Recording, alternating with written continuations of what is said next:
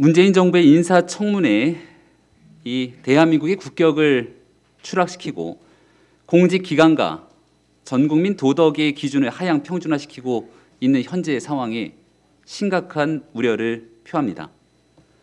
이미 청문회의 인사검증 기능이 사문화되었다는 것은 얼마 전 황희 문체부 장관 후보자의 청문회를 통해서 넉넉하게 입증이 된 바 있습니다. 문체부 장관으로서의 그 어떤 전문성도 숱한 의혹의 도덕성도 명쾌하게 정리된 바가 없었지만 철저하게 민심을 외면하며 내 사람이 먼저라는 사실을 입증이라도 하듯 임명, 강행 처리했던 게 바로 얼마 전 일이었습니다.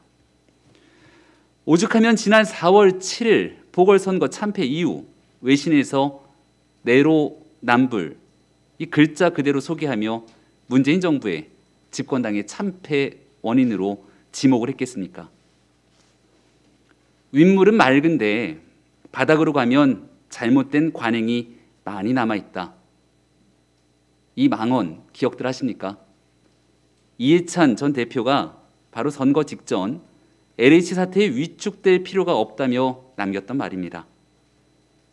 그런데 이번 장관 후보자 인사청문회에서 불거진 후보자들의 도덕성 논란과 뭐 이 정도쯤은 아무 문제 없는 양 퀴리 부인까지 소환하는 민주당 의원들의 태도를 보니까 이런 이해찬 전 대표의 말이 허언이 아니라 문재인 정부의 총체적 인식을 보여주는 듯 싶어 그저 씁쓸할 따름입니다.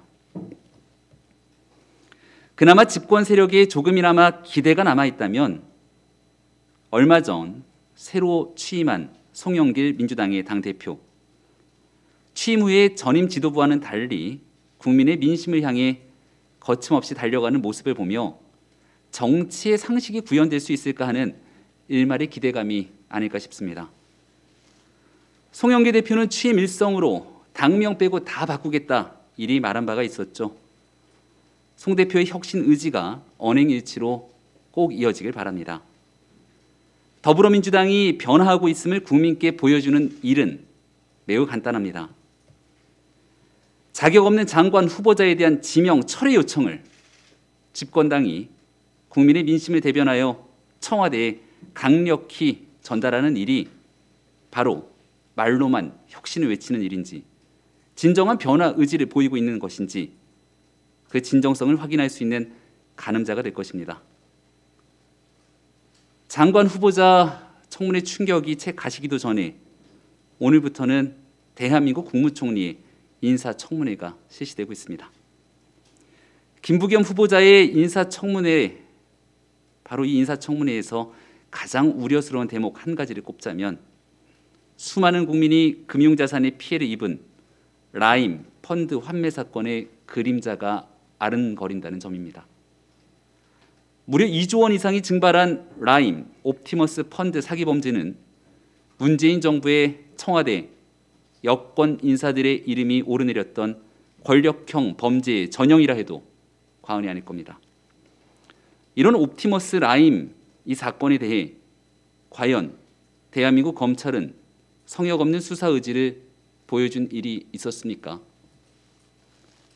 이번 청문회를 통해서 김부겸 후보자에게 들이운 라임 펀드 특혜 의혹에 대한 철저한 검증이 필요한 이유가 바로 여기에 있습니다. 우리 인이 하고 싶은 대로 해라고 외치던 이 지지층의 의견에 호응하듯 행동했던 대통령의 독선적 국정 운영의 시간도 이제 정말 얼마 남지 않았습니다. 지난 4.7 보궐선거 결과를 지켜보며 준엄한 민심에 대한 조금의 성찰이라도 느끼고 있다면 국민의 눈높이에 맞지 않는 장관 후보자 지명을 즉각 처리하길 바라며 국민의 심각한 질타가 쏟아졌던 라임 옵티머스 판매 사기 사건 등 심각한 권력형 범죄가 의심되는 일들에 대한 수사 의지를 지금이라도 즉각 천명하기 바랍니다.